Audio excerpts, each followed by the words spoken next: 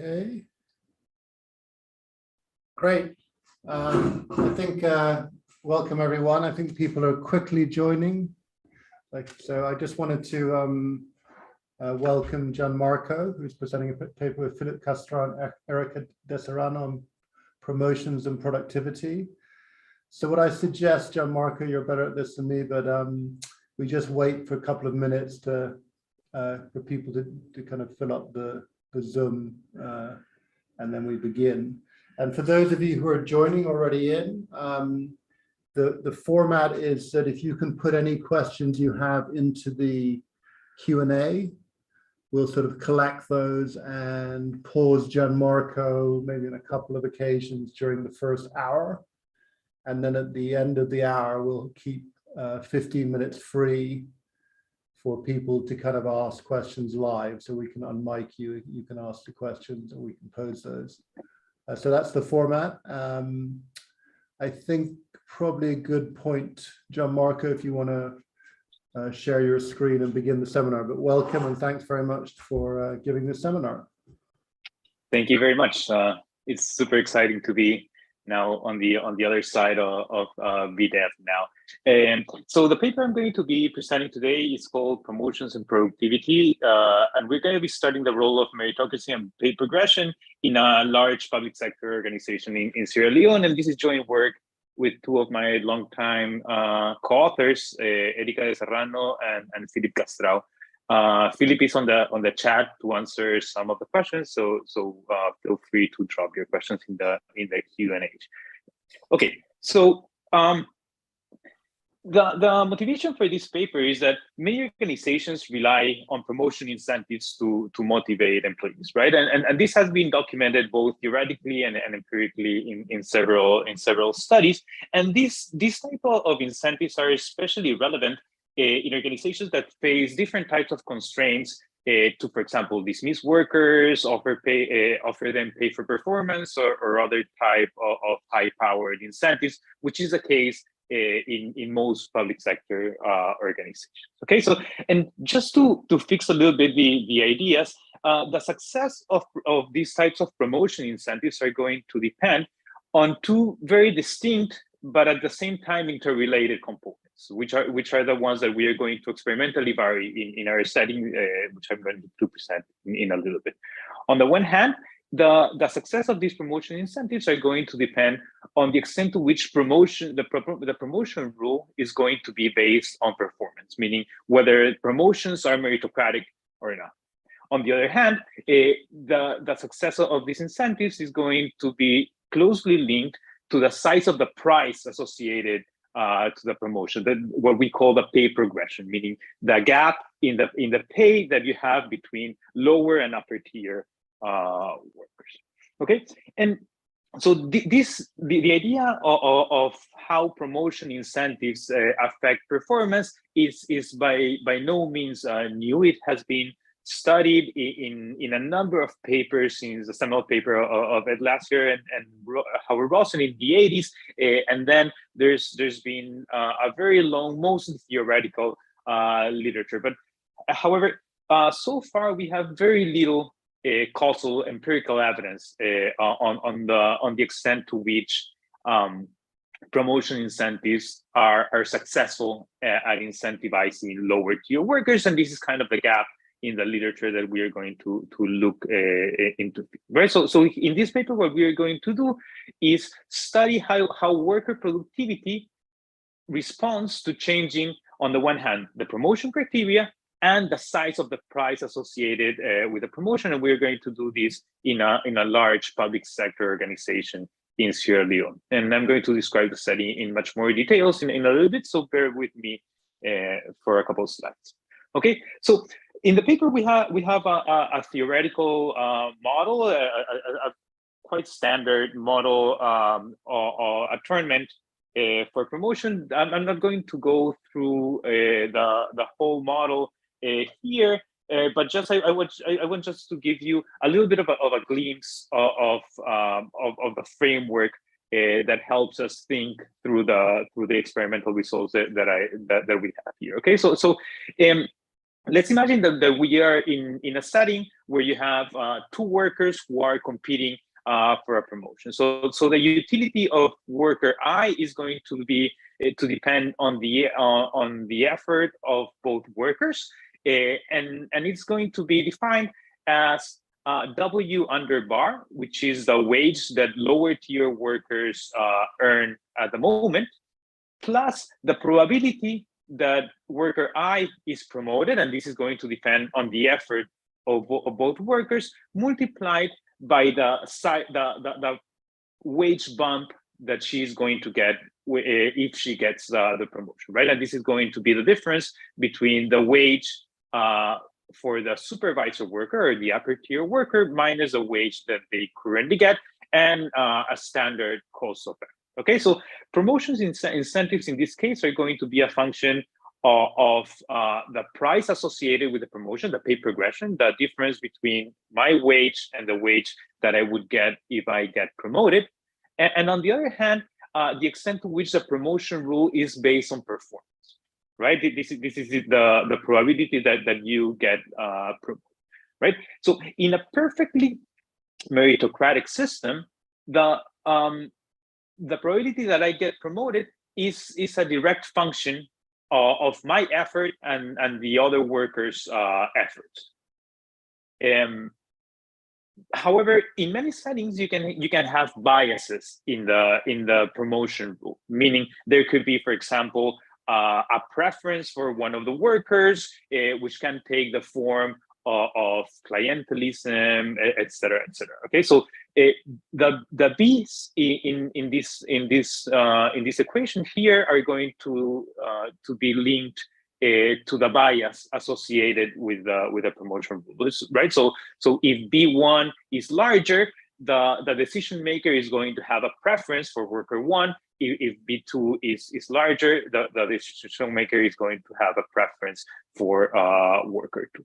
The lower the absolute value of the difference between the B's is, the more meritocratic the promotion rule is. Okay, so what we're going to do in this paper is to estimate the causal effect of more meritocracy, meaning lower bias in the decision rule, and higher pay progression on worker effort. And we're going to do this, we're going to estimate the independent effects of these two factors, as well as the combined effects of pay progression and meritocracy.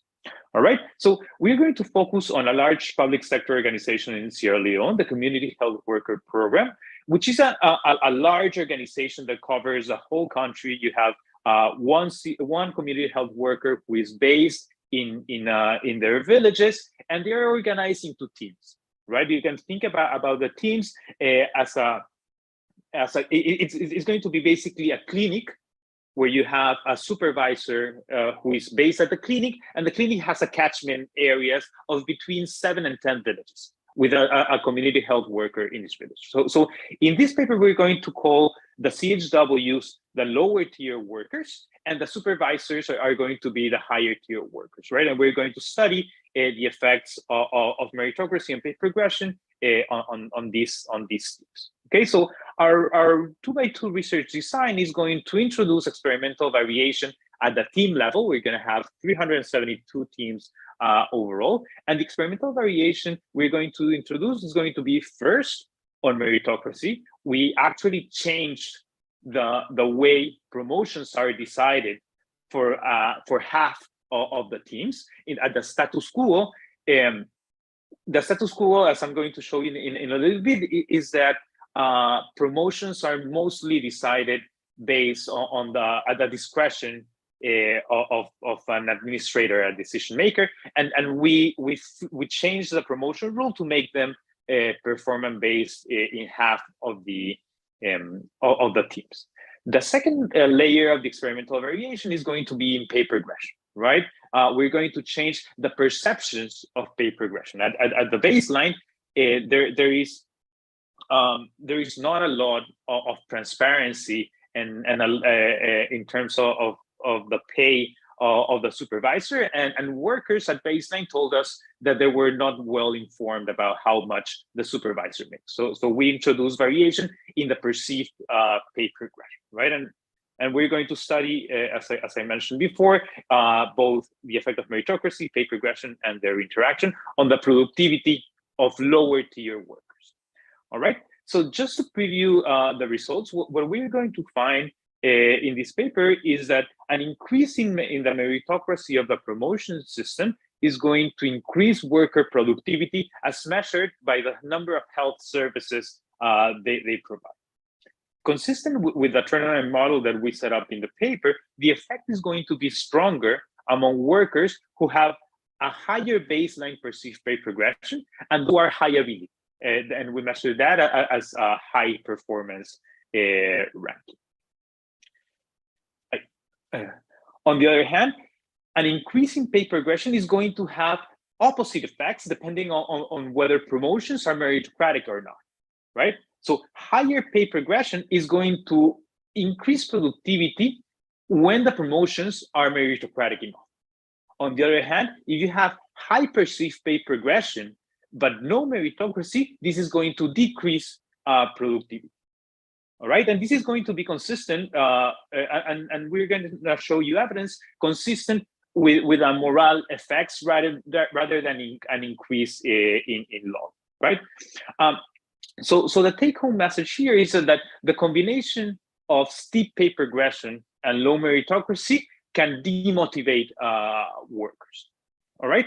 So now let me show you a couple of stylized facts just as motivation and to show you how pervasive meritocracy and pay progression is across country.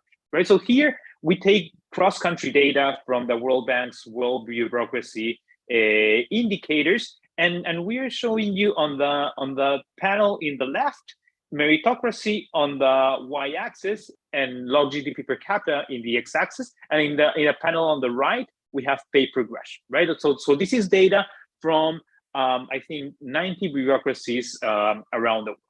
What do we see? What we see is that poorer countries have less meritocracy, right? And this has been documented in a number of studies. This could be due to clientelism, patronage, and whatnot, and high pay progression, right?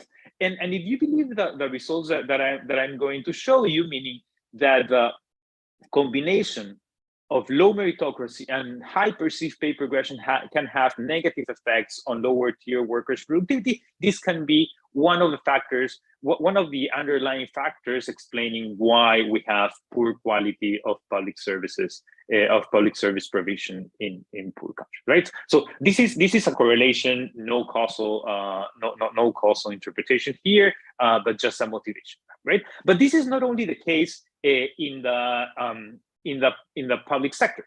In the private sector, we have seen in the past few years a large increase in the pay gap between lower and upper tier workers. So the pay for managers in the private sector has increased, I think, 50-fold in the past few decades.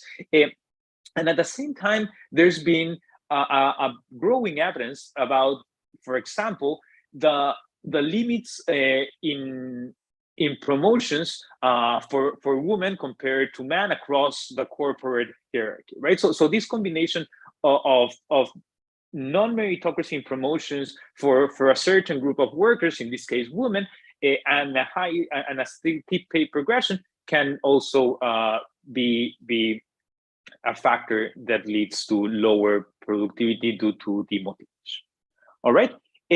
So what are the literatures that we speak to in this paper? So basically here we want to make the link between two quite dense literatures. First, the literature on promotion incentives, which, as I mentioned, has mostly been theoretical, and there's been very little evidence on the effects of meritocracy on productivity, and this is mostly due to the fact that it is very hard to obtain to generate exogenous variation in meritocracy within an organization, right? Although there's been some recent empirical evidence on upward mobility and on selection on effort, and there's a few papers cited here, right? On the other hand, there's been also a growing literature studying the effects of pay inequality in organizations, right? But most of this literature has focused on horizontal pay inequalities, right? The study by Emily Rees and Suprit Kaur studies workers, lower tier workers in a firm in India, and they find that when you have two workers who earn differently, they do basically the same job, this can be the motivating factor. David Hart has a little bit of an older paper along the same lines, but there is very limited evidence on the extent to which vertical pay inequalities can affect productivity, right? The one exception is that this paper by Zoe Kilden and Ricardo Perez Truglia, which is in a very different setting than ours, is in a private bank, in the private sector, et cetera, et cetera. Okay, so maybe this is a good place to pause to see if there are any clarifying questions. I don't think we've got any in the Q&A yet, but I guess I had one which was, I think it's coming, just how you establish that the local health authority deciding on promotions is not meritocratic, because you can imagine that they might want to promote good people. So just kind of what the underlying reasons are. But I gather from Philip that that's coming, so you can defer that if you wish. Yeah, just to keep you to give you a quick answer, I'm going to back this up with data later. But basically, the administrator in charge of deciding on promotions has very little data on worker productivity, right? So workers perceive that promotions are mostly based on connections. Okay, so let me introduce the program that we are going to be studying. So the community health worker program was established in Sierra Leone in 2017 in the aftermath of the Ebola outbreak of 2014 and 15. And the way the program is organized is around what they call peripheral health units, which you can think as clinics which are spread out around the country. Each clinic has a catchment area of between 7 and 10 villages, and in each village you have one community health worker. Based in the clinic, you have the supervisor who is in charge of monitoring, advising, and basically facilitating health workers work. Right. So who are the CHWs? CHWs are, well, you probably heard a little bit about community health workers in the last VDEV seminar that Martina presented. This is basically a similar model, right? These guys are local people. They're hired in their village. They're not healthcare professionals. They're trained for about 30 to 40 hours, and then they are trained and monitored by their peer supervisors. So what are these guys doing? They're in charge of providing basic health services in their community. And the big focus of this program is on maternal and child health, right? So they're in charge of identifying pregnant women, conducting timely pre and postnatal checks, treating not severe cases of malaria and diarrhea, and when they find stuff that they are not able to treat, they're in charge of referring patients to the clinic, to a better trained health professionals, and finally they conduct routine household visits, right? So basically they have to knock the door of each household in the village and say, hey, how are you doing? Check whether kids are sleeping under the bed net, etc. Right? So these guys are, both the CHWs and their supervisors are part-time government workers, right? They receive a monthly stipend, and they are employed by the government. Okay, so what's the setting in terms of pay progression and promotions? The PSs and the CHWs earn a fixed wage. The wage of the supervisor is 250,000 leons. This amounts to about 29 US dollars, and the workers earn 150,000 leons. This is about 17,000. 17 US dollars, right? So if you and in general, there is a lack of pay transparency, right? And this is not unlike other organizations, right? As for example, I have no idea how much the chair of my department makes. Similarly, CHWs in our setting, only a third of them tell us the correct wage of the peer supervisor, right? This is going to give us some space to play around with perceptions, as I'm going to describe in a little bit. In terms of promotions, the status quo is that the decision is made by the PhD in charge, right? This is, as I was saying before, an administrator based at the PhD, and in general, this administrator has very limited knowledge of CHW performance, and moreover, before our intervention, there was no systematic third-party reports on the performance of workers, right? Basically, each worker was filling a form and self-reporting what they were doing in their villages.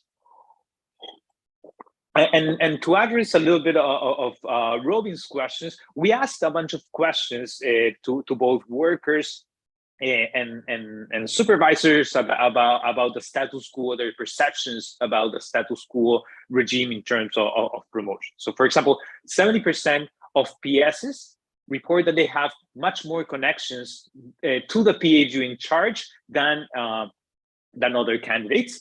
And if we look at predicted performance, right? So we look at the data from workers and correlate the observables with their performance, and we predict what would have been the productivity of the PS as a worker. We see that only 20% of the supervisors have a high predicted productivity, right, at the time of promotion. So these guys are the supervisors are more connected, and they're not necessarily the ones who were the most productive.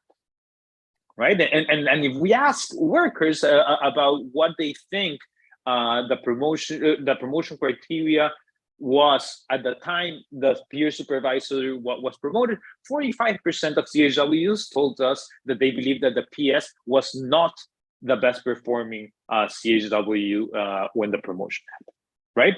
So importantly here, and this is something that I forgot to mention, promotions always happen within a team.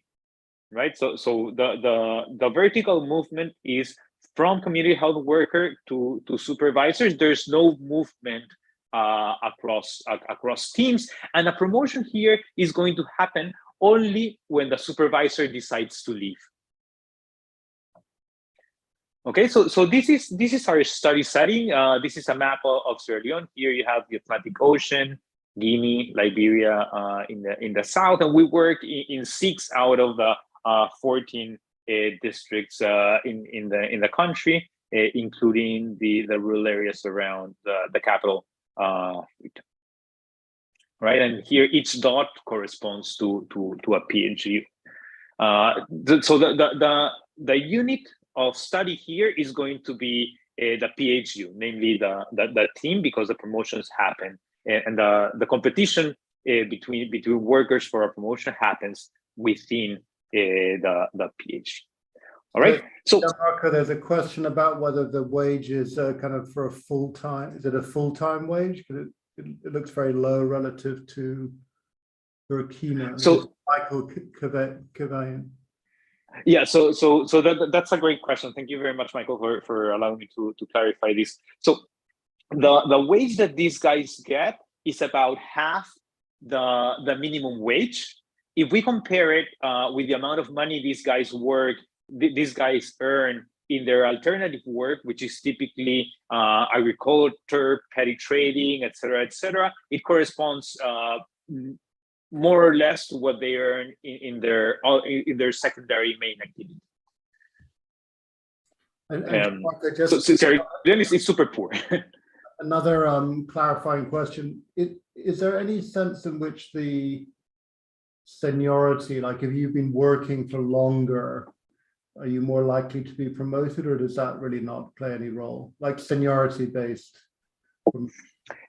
So this is a relatively new program. So if I remember correctly, seniority does not play a big role in predicting promotions. What does play a big role is how many years have you known the PhD in charge. In the paper, we have a table with all the correlates of promotions. All right, thanks. Great. Okay, so here, what are our treatments going to be, right? So the pay progression. Sorry, here. Okay, so what's the randomization here? Here we're going to randomize our 372 PhDs into the two treatments, right? The first one is the one we call T-Merit, which is the introduction of a new system based on CHW performance. So basically in our intervention, we have extensive measures of both quantity and quality of services provided, and CHWs in teams assigned to the meritocracy treatment are going to be informed that the system now has changed, right? We basically told them, look, now, starting today, we are going to use all the data that we are collecting on the services that you provide, and whenever a promotion, a position becomes available, we are going to base our decisions on this data. On the other hand, the control group is just going to be, just receives a reminder with the text that says in the law that basically administrators have full discretion on deciding promotions. Right, and of course, this is, okay. In the pay progression treatment, as I mentioned, only a third of the workers told us at baseline that they knew how much the supervisor makes, right? So a random half of teams are going to receive information about how much the supervisor makes, right? And I know that here, the effect of this treatment is really going to depend on your baseline beliefs. If I believe that the supervisor makes little money, the information that we provide is going to make them update their beliefs upwards. Whereas if you think that the supervisor is the millionaire in town, the information that we provide is will generate a downward update in their beliefs, right? So here we're going to have variation in both directions, and this is going to be important when I describe the empirical strategy that we are going to use. In the control group, we just remind workers about their own wage, which is irrelevant information, right? But just to keep the salience constant. Okay, so here perceptions are going to have a key role, right? And note here that in the pay progression treatment, we are not going to be changing actual pay, rather perceptions, right? And this is important because if we had changed the actual pay of the supervisor, this may have effects on the supervisor's productivity, which in turn affects worker performance, right? So here we are keeping the upper tier workers' wages constant and changing the lower tiers workers' perceptions about how much the boss makes. All right. In the meritocracy treatment, we are going to be shifting perceptions about meritocracy in anticipation of any future promotions, right? And this is important because if we measure our effects after a promotion has happened, you won't know whether the effects on worker productivity are due to the changing perceptions about meritocracy, or that now I get a super productive supervisor, right? And in our study, actually, during the study period, only 9 promotions took place. All right. So, Gianmarco, there's a kind of an interesting question from Michael Cavane again, saying, who is the we here? Who are the researchers choosing who is promoted? Who are the researchers who then are the researchers? At what level are they choosing? What transparency was there in that promotion process? Okay, so let me give you a little bit more background about what we did here. Basically, we have been working with the government on a separate evaluation and collecting a bunch of data. Right, when we were in the field, we realized about the lack of meritocracy in promotion. So we proposed to the government to use the data that we had been collecting to test the extent to which meritocracy can be important in this setting, right? So we went to the government, to the district, to the 6 district authorities, and we told them, look, are you willing to randomize the promotion criteria? And whenever a promotion becomes available, we'll give you data on the performance of the workers in that team, and you commit to use the data to make the promotion decisions. Mm-hmm. And they agreed, right? And indeed, among the 9 promotions that we observed during our study period, 5 were in the meritocracy treatment, and we see that these guys were actually the highest performers, right? So the commitment indeed implied an action taken by decision makers, and in a couple of slides, I'm going to show you data on the workers' perceptions after we provided them with information about this change in the meritocracy, in the promotion regime. So when I say we, it's I refer to either the researchers or the government. There is going to be a multiplicity of ways. And out of interest, Gianmarco, was there any sort of continuation of the meritocratic system after you kind of stopped your experiment, or is that still unfolding? So we stopped collecting data afterwards, after our end-line, and actually the end-line took place in October 2019. So COVID hit, and then it was really hard to keep following up with the data collection.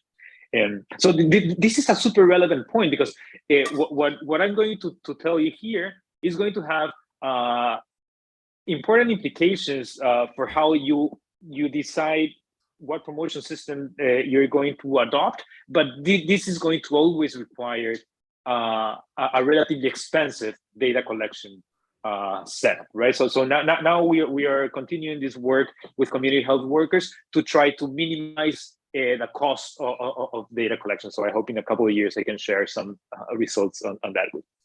Okay. Right?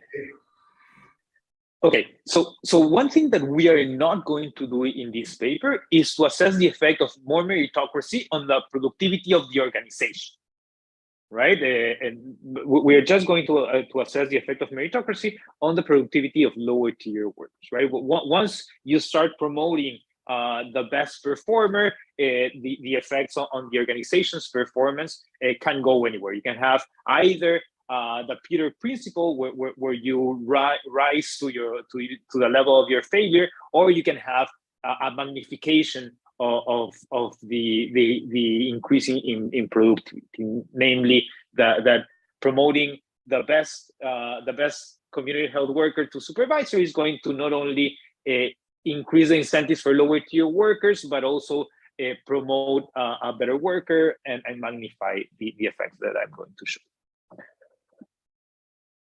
Okay, so the main specification in this setting is going to be, we're going to include in our main specification an indicator for the meritocracy treatment, an indicator for the pay progression treatment, the interaction between these two, and the interaction between these 3 terms and your prior beliefs about PSP, right? And this is going to be important because the effect of the pay progression treatment is really going to depend on where you stand at base, right? Remember that here, depending on whether you think that the pay of the supervisor is high, low, or low, the effect it is going to have on your perceptions, on your updated beliefs about PSP, and therefore on productivity, right? So here we're going to have a little bit of a convoluted estimated equation. Here the betas that you see on the first line are going to measure the effect of meritocracy, of an increasing meritocracy, depending on whether your prior PSP, your prior about the PSP is above, equal, or below the truth.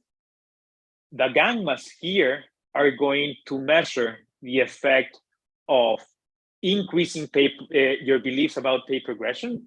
If your prior is below the truth, I tell you how much the PS makes, you update your beliefs upwards, and the gammas are going to measure the effect of an increase, a decrease, or a decrease in pay progression, depending on whether you are in the meritocracy treatment. And the deltas are going to measure the effect of changes in pay progression when you are in the status quo promotion system. All right, so this is a little bit convoluted. So for exposition purposes, I'm going to divide the analysis in two parts.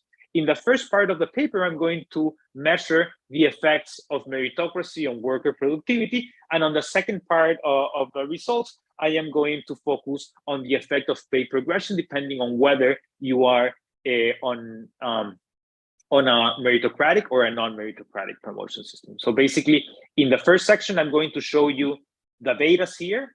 In the second section, I'm going to focus on the gammas and the deltas.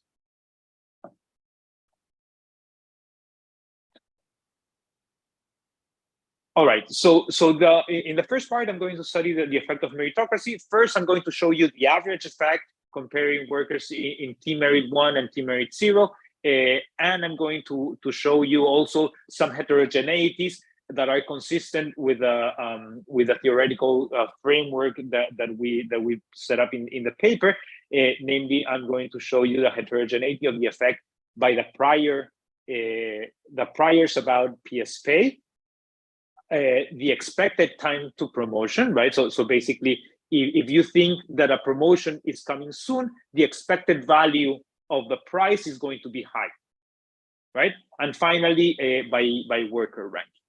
In the second part of the paper, I'm going to show you the effect of pay progression when T-Merit is 0 and T-Merit is 1.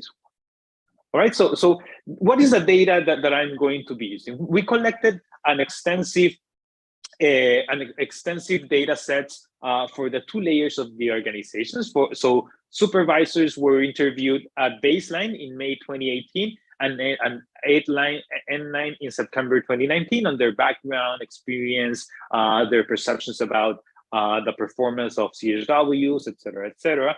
We also interviewed community health workers. We have a sample of about 2,000 workers who were surveyed at baseline at N9, and they were also surveyed 2 weeks before and after the treatment, and the focus of these two surveys was basically on their perceptions, right? And its perceptions are mainly on meritocracy and pay progression. And our main outcome variable is going to be the number of services that workers provide, and this is going to be measured at N-line from households, right? So we went to a random sample of households in the villages and asked them, hey, do you know the CHW? Did this guy come and visited you? What did she do, etc., right? And importantly, we're going to have a measure. Our main measure of productivity is going to be the number of visits provided. And we also have a couple of a measure of quality, which is the duration of each visit, right? So when they go to a household, workers basically have to follow a checklist, right? So shorter visits probably have to do with lower quality visits. Okay, so are there any questions before I jump into the results?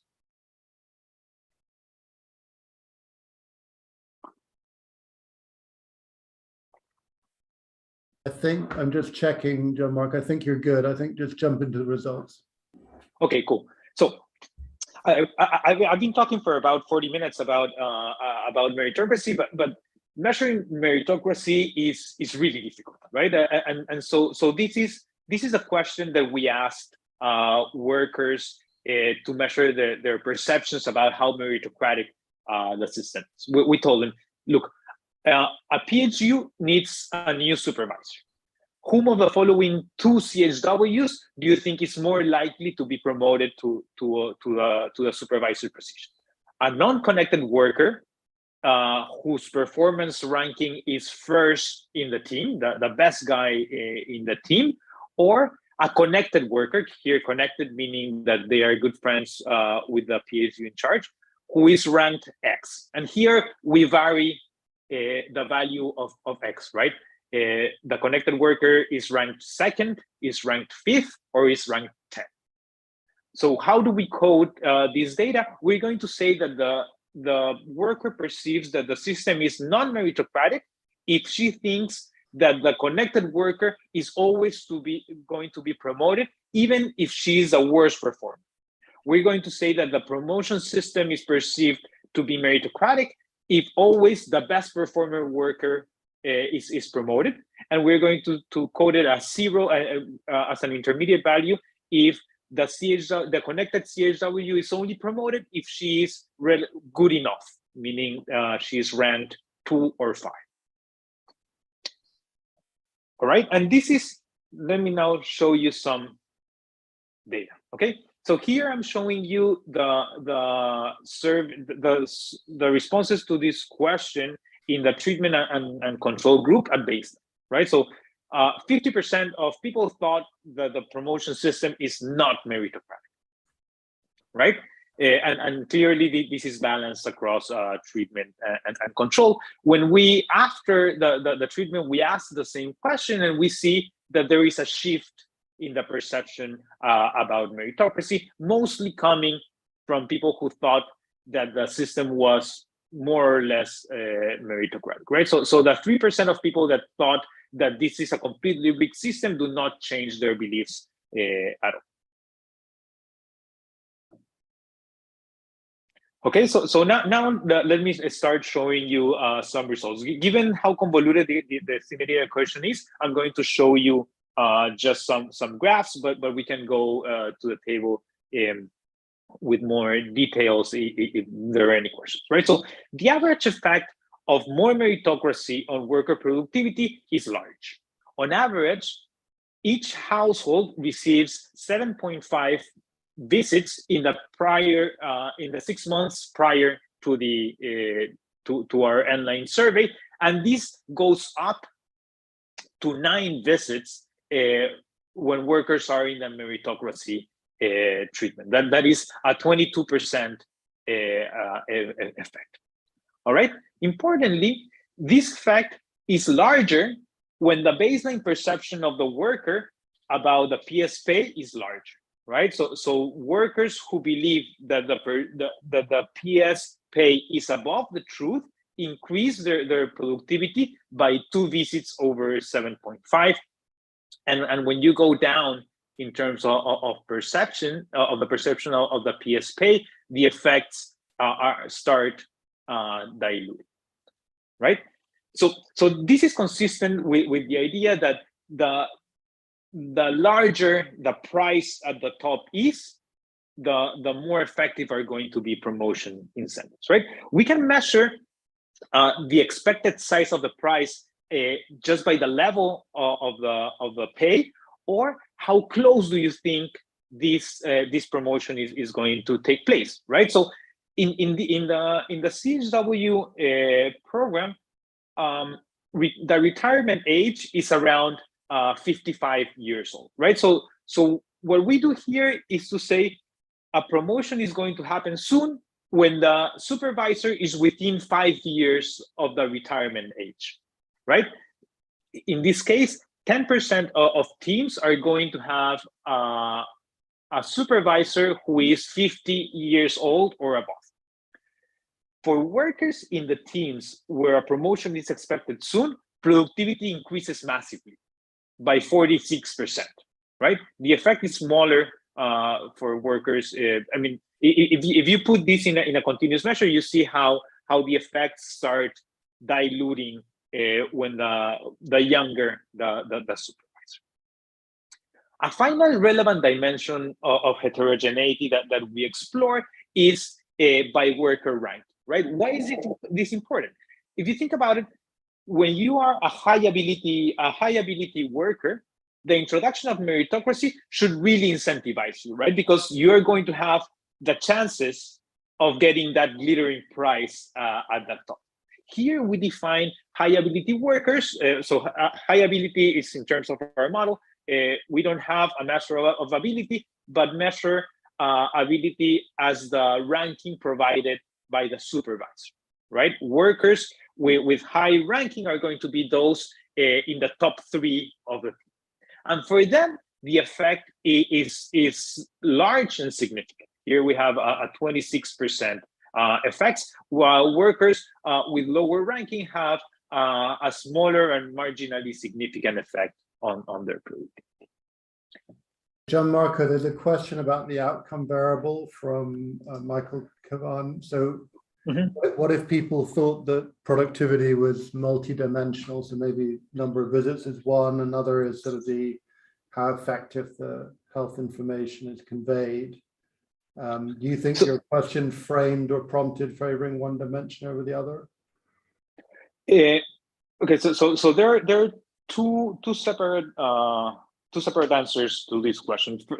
One is related to how we ask a question in the household survey, and second, what the beliefs of workers are, right?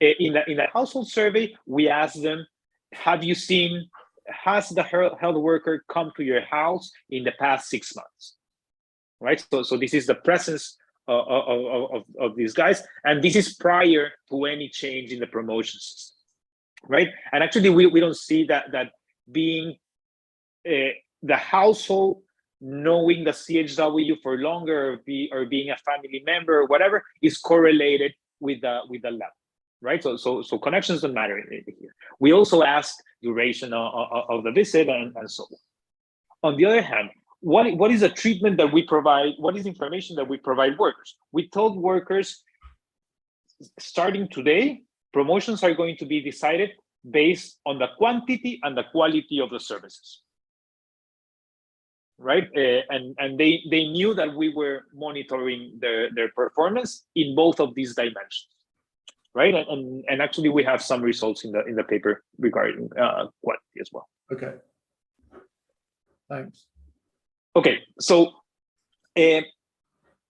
typical question that comes in here: increasing quality, increasing quantity, decreasing quality. Actually, we see the effects on visit length go exactly in the same direction as the number of visits, right? Which is consistent with what I was just telling you, that workers not only believed that the promotions were going to be decided on the quantity of services, but also on the quality, right? We also see an increase in retention, right? So partially the effects that I just showed you are due to higher retention in the meritocracy treatment. But in the paper, we do a bounding exercise where we show that about 30% of the effect is due to increases in retention, and the remaining 70% is due to increases in effort.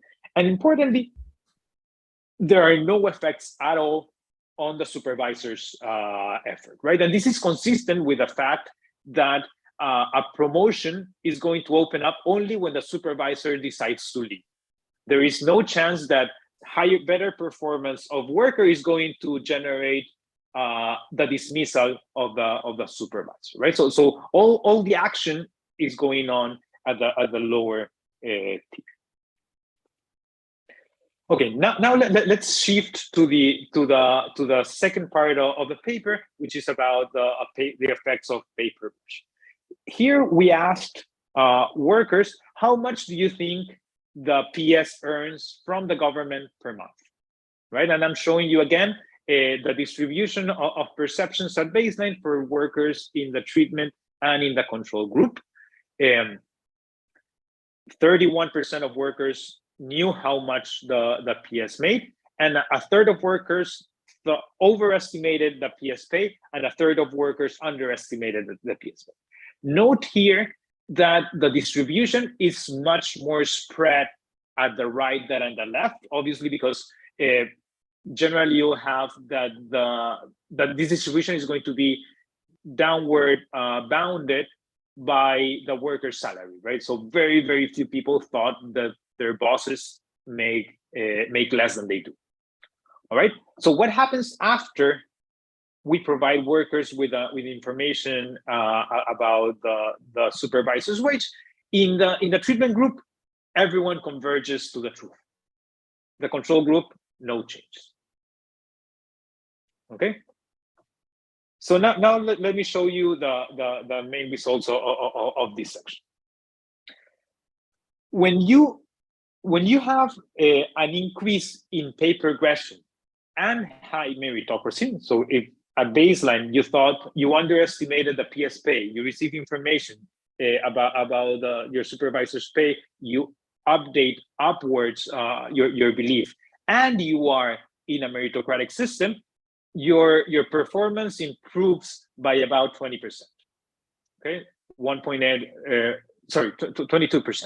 1.8 more visits on a base of 7.5.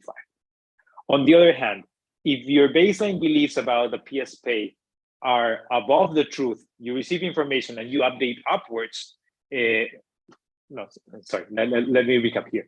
If you update upwards and you are in a low meritocracy regime, your performance is going to decrease, right? I know that here the magnitude of the effect is surprisingly symmetric.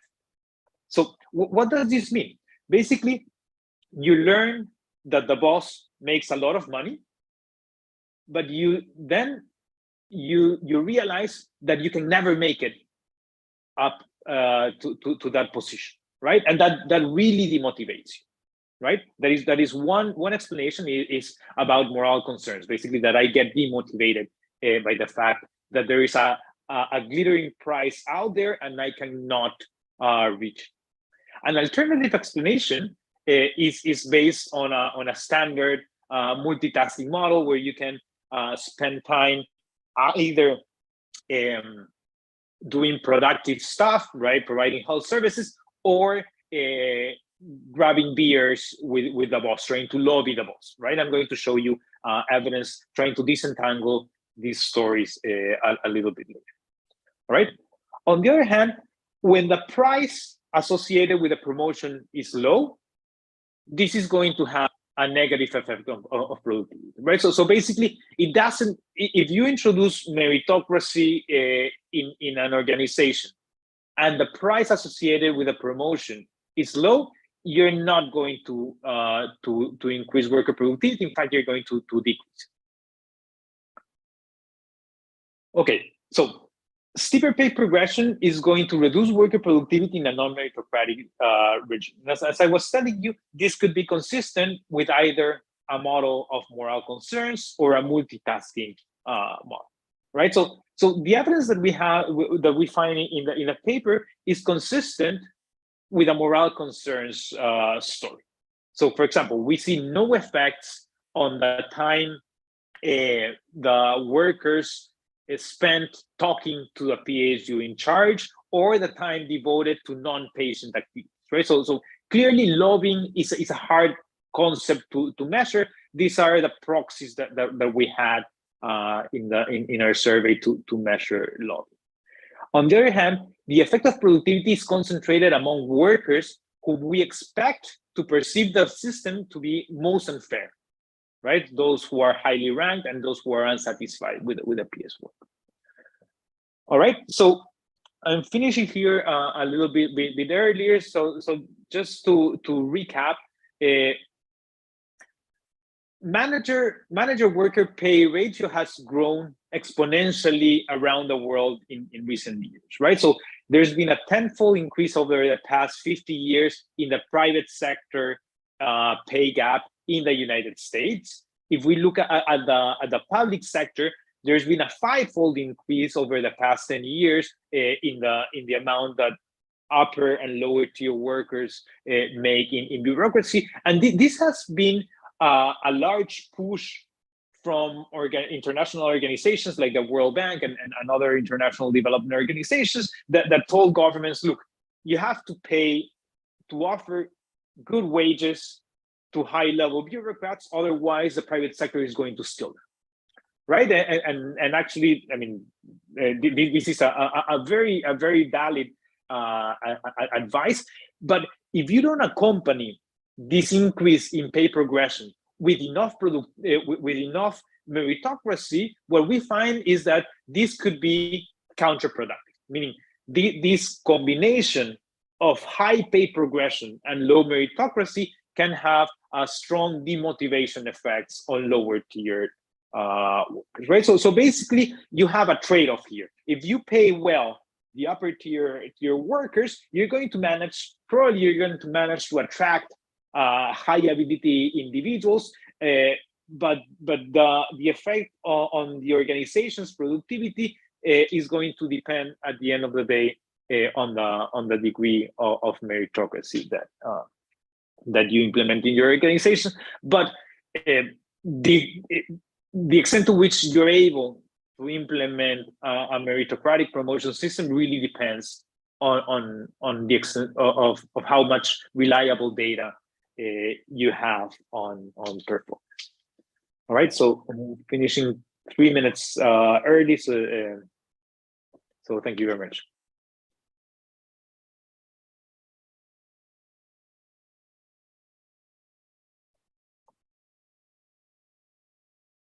Right. Okay, so let me stop sharing. All right. Jack, sorry. People should just raise their hand, and then I can unmic you. I think Giacomo, you've got the first question. I get started in case I'm the first. There's no one else. I'll get started. Robin and Gianmarco. Is that okay? So, Gianmarco, have you thought about side payments in these schemes? Like, one of the big issue in supervisor pay and everyone else pay is basically side payments, right? Whatever, bribing, et cetera, and then of course that changes when you change the information set of people. Have you had a thought about it? Yeah, very important question. So here, there is a recent paper from Bangladesh that shows that people actually buy promotions, right? And they make large transfers to decision makers to ensure, especially these like lifelong positions in the public sector.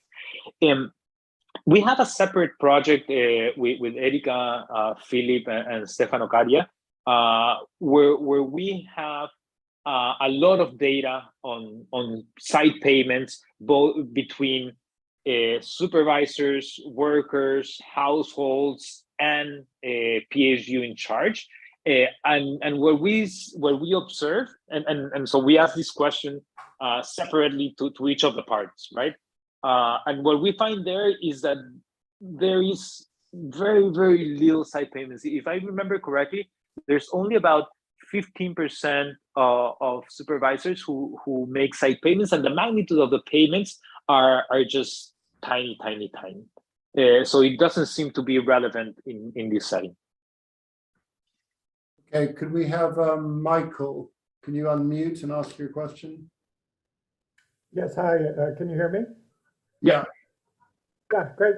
Thank you so much. This is so interesting. And I think this is a super important, topic.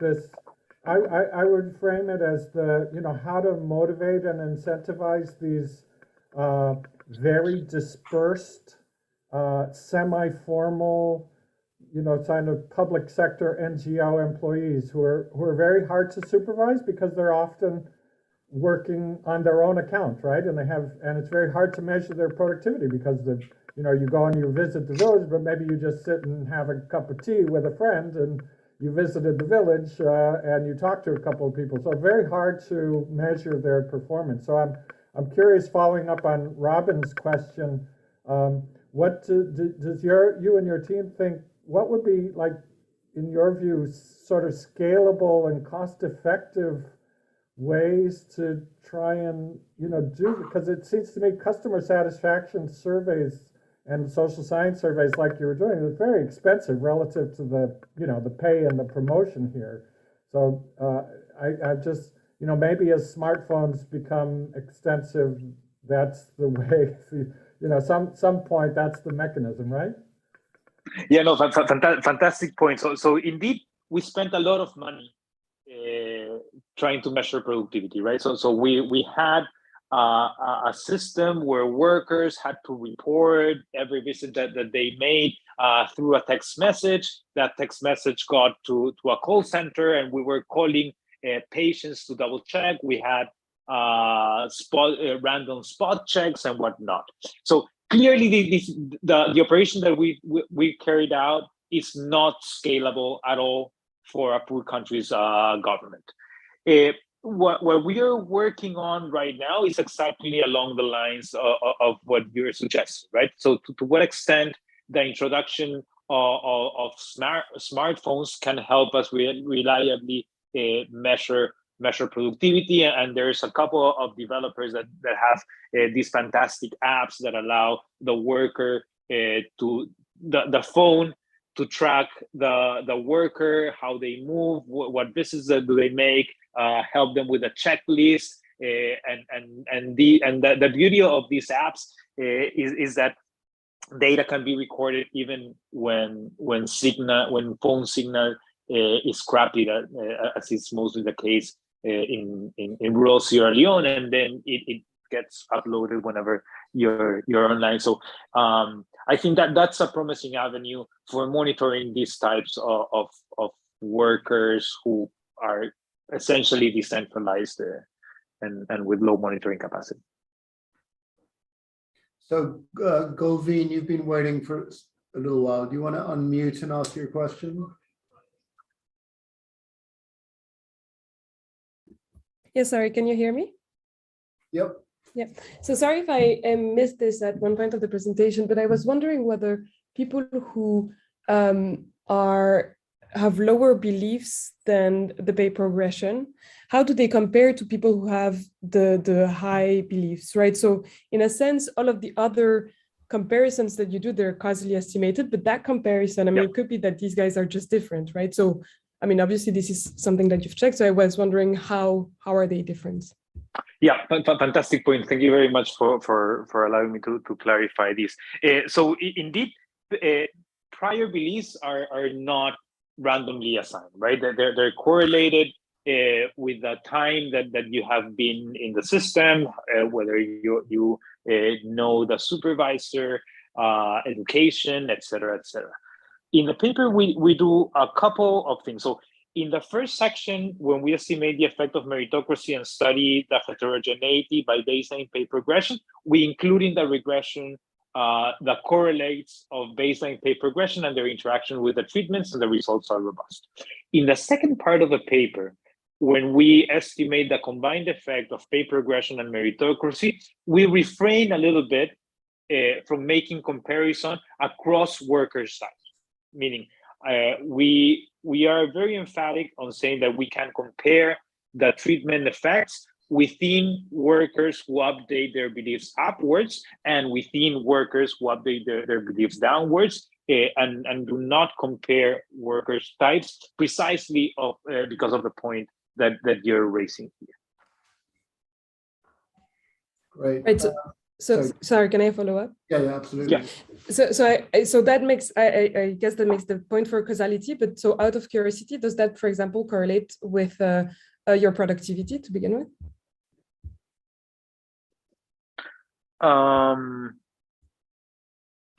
I presume yes, but I don't remember off the top of my head. Sorry. No problem. Thank you for answering the question.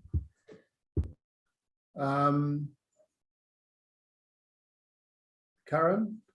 Sure, this is a bit related. So can you say a bit more about the mechanism on the demotivation effect? So I learned that my supervisor makes much more money than I thought. And so why is it I start working less? Is it because I got really upset by the difference, or it's something else? And is there something that you can say? It could be two things, right? So one is I see this pot of money sitting at the top, and I realize that I'm never going to reach it, regardless of how hard I work, right? Alternatively, it could be the case that I see that my boss is making a lot of money, and she made it there without making the merits to be there, right? And this really demotivates me. I just don't have incentives to work. That's sort of the moral concerns. So what backs up this story? Basically, we see that the negative effects are concentrated among two types of workers. Ones are the high ability workers, right? Which are the ones who, under a meritocratic system, would have access to that glittering prize, right? So these guys get much more demotivated, and also those who are at baseline unhappy with their PS, with their supervisors. Wait, so these are the two pieces of information that we have. But the lack of meritocracy was there without the interventions. That's the status quo. And so why that's the status quo. So why do I get demotivated if I learn how much the supervisor is earning? I guess that's what I'm not getting. Because they already knew it was not meritocratic. Yeah, so it was not meritocratic, but now you're learning that it's not only not meritocratic, but there's a lot of money on the table. Right, and so it's really right? and that is what demotivates you. Yes. So I get upset basically. So yes, right. So it's not because the high ability whatever, but they knew this already. They knew they were not going to get a job, even if they were working hard. Yeah, exactly. And I mean, taking your example of the department chair, if you felt the department chair was like great and had been promoted, with merit, as it were, then when you discover that he's paid 3 times as much as you or twice as much as you probably wouldn't be upset. However, if you feel like you're a way better economist than the department chair and he's being paid. So going back to what Karen said, I kind of feel like you already knew you weren't going to get promoted. That bit doesn't change. But what is revealed is that the person who is being promoted possibly without merit is also paid a great deal, and that's very upsetting. And so then you become demoralized and work less or whatever. But I guess I couldn't see the first bit, the bit about you're discovering that you're not going to be promoted, because presumably that hasn't changed. You've already discovered that. Yeah, that hasn't changed. What changes? Yeah, what changes indeed is the amount of money on the table, right?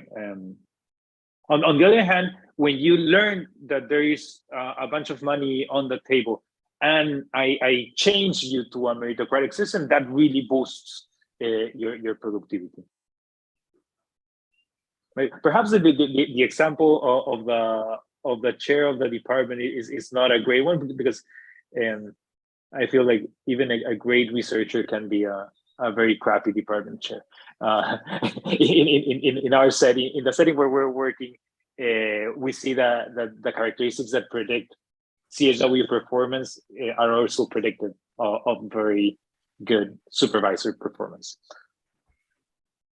So I guess, can I just ask one question, which I guess was raised but not answered, which is, it seems like measuring the number of visits or the number of things that you did on a visit is fairly objective. What's less objective is quality of what was done. So can you just come back to how is, I mean, maybe it was there and I missed it, but how was that measured? And then secondly, what did you find in terms of the effects relative to the number of visits and the number of things done? So we asked people how many times the worker came, what they did in each visit, right? So basically they have 9 categories of visits, right? Like prenatal checks, postnatal checks, malaria, et cetera, et cetera. we see increases.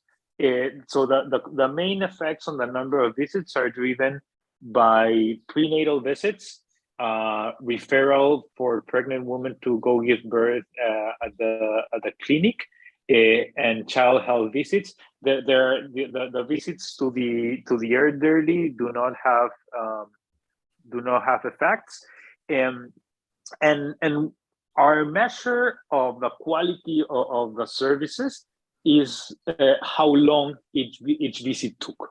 Okay. Right. The average visit took about 15 minutes, and this is because when they get to the household, they just have to pull out a checklist and say, okay, do you have a bed net? Can you show me the bed net? Can I see the soap in your household? Where do you go to the bathroom? Are you pregnant, etc., etc.? And so we believe here that a shorter visit implies that you are not covering all the points in your checklist, and therefore the visit is of lower quality. The average visit in the meritocratic treatment increases by about 2 minutes. Okay. So there's a question in the Q&A, which perhaps Uchenna, do you want to ask that live? Or else I can pose it.